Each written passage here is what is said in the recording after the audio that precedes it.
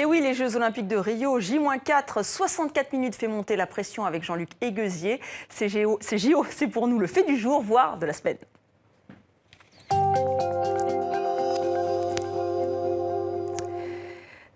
4 jours donc, 4 petits jours. Rio de Janeiro accueillera les Jeux Olympiques. Alors Jean-Luc Egueuzier, bonsoir. Bonsoir. Vous allez nous faire vivre donc, enfin nous faire monter la pression jusqu'à vendredi. Une chronique quotidienne pour nous dire ce qui va, ce qui ne va pas. Il y a déjà des images fortes, des petits couacs. Et on va commencer avec le nombre d'épreuves, le nombre de délégations et aussi le nombre d'athlètes, enfin si c'est possible. Oui, alors on peut vous dire le nombre d'épreuves, c'est 306. Le nombre de délégations, c'est 207. Mais alors le nombre d'athlètes, on n'est pas tout à fait sûr. On sait que ça va être plus de 10 000, mais il y a une incertitude sur les Russes, parce que les Russes, on ne sait pas exactement combien ils seront à être sélectionnés pour pouvoir concourir à Rio. C'est un groupe, un trio qui a été choisi par le CIO qui va décider in fine de les accréditer ou non, parce qu'il s'agit d'écarter tous ceux sur qui pèsent des soupçons de dopage. Je vous propose d'écouter l'explication de David Gentil. À quelques jours de l'ouverture des Jeux, le CIO met sur pied un comité composé de 3 de ses membres pour tenter de clarifier la situation des athlètes russes. Le mandat n'est pas parfaitement clair, mais il pourrait, entre autres, traiter les dossiers d'athlètes qui contestent leur exclusion. Des cas comme celui de la double médaillée d'or, Yelena Isinbayeva, écartée des Jeux olympiques même si elle n'a jamais été trouvée coupable de dopage. Comme plusieurs autres athlètes russes, elle conteste sa suspension. Impossible de priver une ou un athlète du droit de prouver son innocence, affirme le président du CIO. Le comité qu'il a créé ajoute son rôle à celui des fédérations de chaque sport qui n'ont pas toutes statué quant à l'admissibilité des Russes. Je ne crois pas que cette affaire va nuire aux Jeux, dit-il, ou au mouvement olympique. Son initiative est saluée par certains de ceux qui luttent contre le dopage.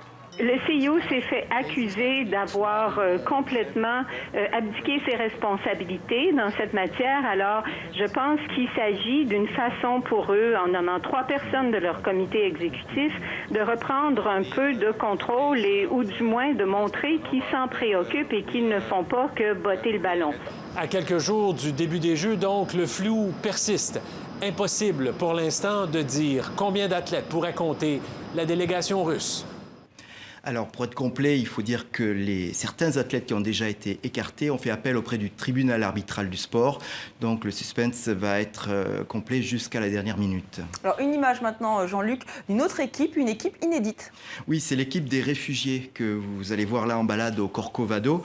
Ils sont 10, il y a 2 Syriens, 2 Congolais, un Éthiopien, des Sud-Soudanais et le CIO a décidé de monter cette délégation pour rendre compte de cette crise qui secoue la planète et puis surtout pour leur donner leur chance puisqu'après tout ils n'ont plus de patrie pour les soutenir. Donc eux ils défileront derrière la bannière olympique.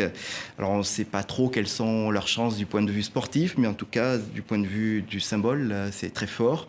Je vous propose d'écouter un de ces athlètes congolais. C'est un judoka, il s'appelle Popole Misanga. Je participe aux Jeux Olympiques et je remercie Dieu pour ça.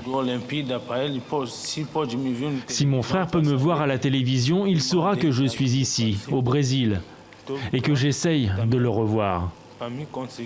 Que l'on soit à nouveau réunis, un jour. Un jour. Je l'embrasse, où qu'il soit, et je pense à lui, ici au Brésil. Et j'espère réunir un jour toute ma famille près de moi. On le sent très, très ému, Popole Misanga, qui est en pleurs. Donc voilà pour cette équipe de réfugiés. Une question à présent qui revient très souvent, est-ce que les Brésiliens sont prêts ? Eh bien, tout ce qu'on peut dire, c'est qu'ils vont travailler jusqu'à la dernière minute et certainement même après. Alors, aux dernières nouvelles, les problèmes du village olympique seraient résolus, mais un peu partout en ville, on donne encore les derniers coups de peinture. Bon, tout ça se joue vraiment sur le fil. Il y a quand même un problème, c'est la qualité de l'eau qui concerne toutes les épreuves nautiques. Les égouts de la ville se déversent toujours directement dans la baie. Donc, alors d'abord, il y a ces deux problèmes, les détritus solides qui risquent de provoquer des accidents et puis la pollution bactériologique qui risque de provoquer des maladies. La semaine dernière, un scientifique donnait comme conseil de faire les épreuves en fermant la bouche et les yeux. Ça ne va pas être facile pour les athlètes. C'est clair que ça ne va pas être facile. Et surtout que le temps s'y met parfois, et ce qui parfois entraîne des destructions, c'est ça? Oui, c'est une image d'un épisode de houle qui a eu lieu samedi après-midi et qui a menacé les installations de bord de plage. Il a fallu les renforcer en catastrophe. Ça a même endommagé une rampe qui va être utilisée pour les épreuves de voile. Donc vraiment, les Brésiliens n'ont pas de chance sur ce coup-là. Oui, mais ça va changer. Merci Jean-Luc, on vous retrouve demain pour une chronique olympique, on l'espère.